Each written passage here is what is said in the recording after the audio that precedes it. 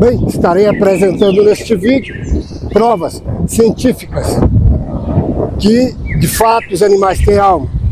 Este é o último vídeo desta playlist, contudo, ao longo dos anos eu estarei voltando a esse tema. E sim, animais têm alma, a ciência prova, a partir de artigos científicos. Mas o que as pessoas não se perguntam são duas coisas simples. De fato, o que é ciência e de fato o que é alma. A ciência, hoje, a mãe de todas as ciências, a física quântica, a tal forma explorada e discutida, no final das contas as pessoas não entendem o que é de fato. Por exemplo, ela parte da concepção do que existe dentro do átomo. A física quântica parte disso. E, de fato, ela não sabe o que tem dentro do átomo. Ela sabe a partir de teorias, equações e teses formuladas a partir de suposições primárias que existem energias ali, se são partículas, se são matéria ou energia, ainda não se tem comprovação, existe muita discussão nesse campo. Então, a ciência que vivemos hoje, por exemplo, eu fiz uma tomografia computadorizada, ela parte, sim, dessas teses, dessa física quântica, da física teórica. Então, tudo que temos hoje na informática, tudo que vivemos hoje, ela parte dessa concepção dessa ciência. E ciência hoje, as pessoas acreditam que é algo que pode se comprovar repetindo aquela mesma coisa inumeráveis vezes. De fato é. Mas quando vamos para a física quântica e tentamos observar dentro do átomo, não existe um microscópio atômico tão poderoso que tem esse poder, e tudo que se imagina que tem dentro do átomo, sim, é construído a partir de matemática, de equações, a partir de modelos de equações de matemática. Bem, meu filho é matemático, professor de matemática, ele tem especialização em inteligência artificial, outra graduação, sim, e a gente sempre conversa, e ele tem consciência que a graduação de matemática hoje é juntar números. Professores de matemática só ensinam isso, juntar números, mas quando, de fato, a última instância da matemática é a filosofia, é o pensamento, daí o conceito de Pitágoras, daí todo o que envolve a matemática é pensamento. Para você ter a ideia, um juiz hoje que vai proclamar o resultado de um julgamento muito complicado, ele usa mito. Por exemplo, todos eles conhecem o mito de Édipo, dos filhos gêmeos de Édipo. Então, tudo, no final das contas, fecha na filosofia. Tudo tem seu respaldo, sua base na filosofia. Toda tese, quando não tem como criar e dar vida àquilo, ela é construída em cima da filosofia. Então, a matemática finda na filosofia, a física quântica, a física teórica, tudo tem por fim a filosofia, e o pensamento de filósofos que nos trouxeram até hoje o entendimento dessa realidade, de como essa realidade subsiste, e de como essa realidade é construída e constituída, e só quem pode perceber, só quem pode ver esta realidade é o ânimo, que a filosofia chama, que é essa centelha divina. Platão trata muito sobre isso.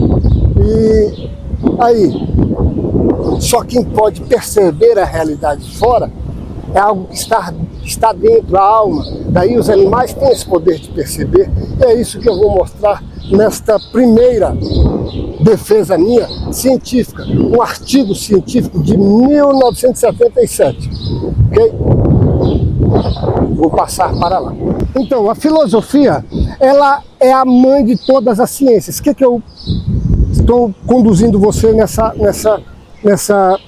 mensagem? É que a filosofia, ela é a base, ela é a resposta, ela é a mãe de todas as ciências. Ela é a árvore, e que nela está a teologia, a matemática e todas as outras ciências. E como mãe, ela nos permite encher o invisível de realidade.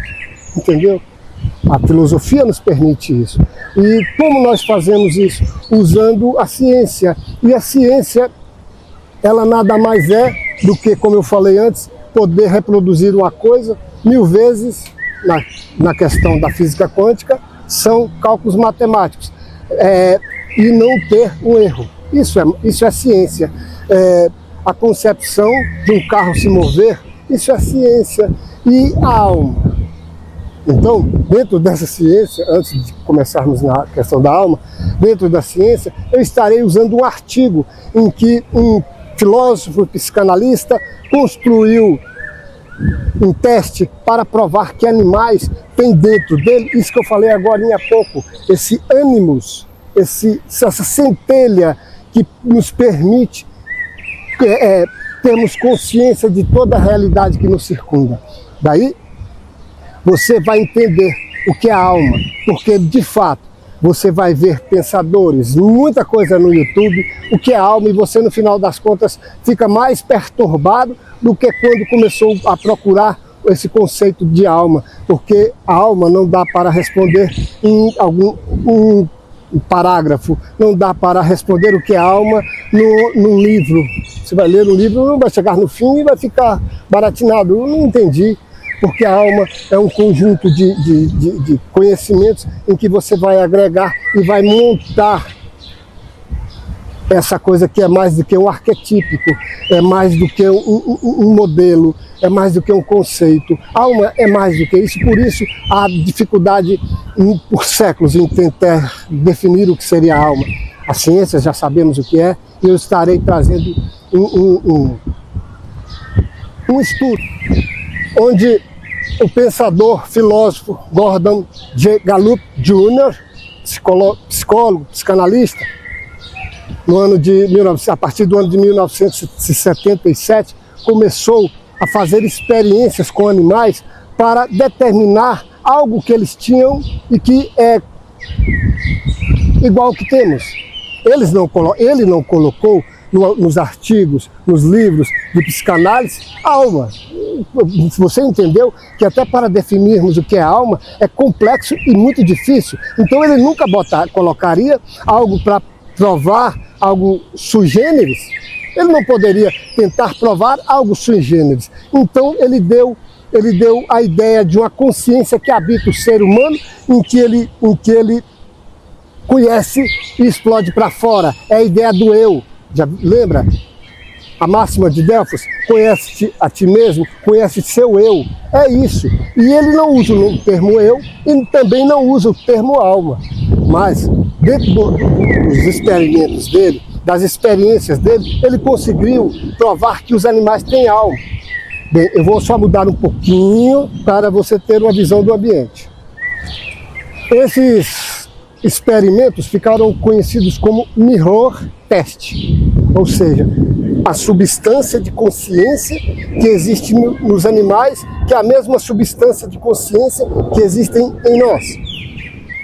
Esse mirror test era observar o substrato neurológico do estado de consciência.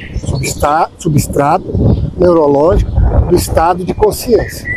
Se você for para um leigo, ele mal vai entender. Agora, se você disser alma, aí dá para entender. Só que uma pessoa que colocasse alma no artigo ou nas experiências, ele seria até vaiado, o pessoal ia ficar de gozação, não ia ter valor, não ia ter crédito, e ainda mais com relação à psicanálise.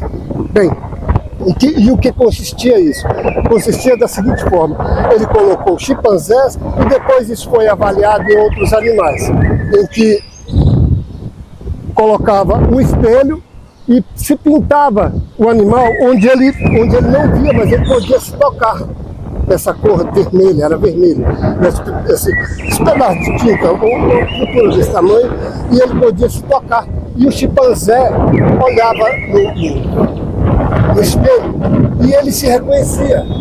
Isso é incrível, porque até então os animais se as pessoas acreditavam, se ele se visse no espelho, e você acredita isso, e muita gente acredita, mas existem esses testes que foram feitos em 74, 77, 81, e que provam, de fato, que o animal tem esse substrato de consciência, ou seja, ele tem alma, porque ele reconhece o seu eu. Abstinentia est animalium, abstinência no consumo de animais. Esse é todo o tratado de Porfírio, e ele movimentou o mundo antigo, e todo o cristianismo conhecia essa importância de não comer animais para participar das escolas de ocultismo, escolas de filosofia, escolas de sacerdotais. Bem, e ele traz algo muito importante, que é a alma como sendo a psique, um princípio divino. Nós fazemos parte do uno eterno, do Deus, da consciência que manipula, movimenta e dá estrutura e dá forma a todo o universo. Isso é Deus. Esse é o Deus de Platão, daí neoplatonismo. E ele fala que nós participamos desse Deus por conta da nossa psique, da nossa alma, a conexão que está em nós, que é o Cristo. Não é Jesus Cristo, é o Cristo, para os indianos, o Atman. E esta mesma coisa os animais participam, eles participam conosco na relação com esse éter divino, com esse ser primordial, com esse vazio eterno, com esse uno inexistencial, com esse seminuto, com esse Deus. Não na visão, como eu já falei, religiosa, mas um Deus em que está em mim e que está em você. Todos os pensadores, filósofos da Grécia, da Índia antiga, todos falavam que nós participamos, nos estamos conectados com essa psique, que é essa mente cósmica que domina e manipula, está em tudo. E a ideia é essa, que os animais têm alma, e eu posso provar, é por isso, e o filósofo provou.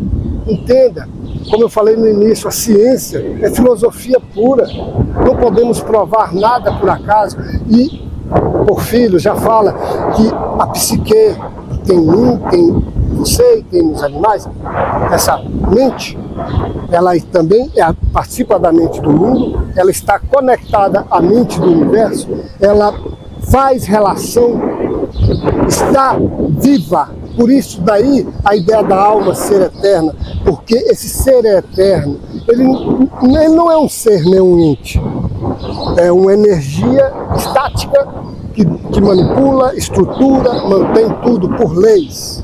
Daí o Dharma e as outras coisas que você vai poder conhecer nos meus vídeos. Mas esse vídeo é para que você entenda que sim, animais têm alma, provamos pela ciência, com artigos científicos, com experimentos acadêmicos em que colocam animais para identificar que ele conhece que existe um eu dentro dele. Ele descobre, ele tem ciência, ele tem ciência que tem um eu dentro dele. Eu tenho ciência que tem um eu dentro de mim. E tudo que existe se manipula desta forma. Bem, e todo pensador nunca fugiu desta ideia.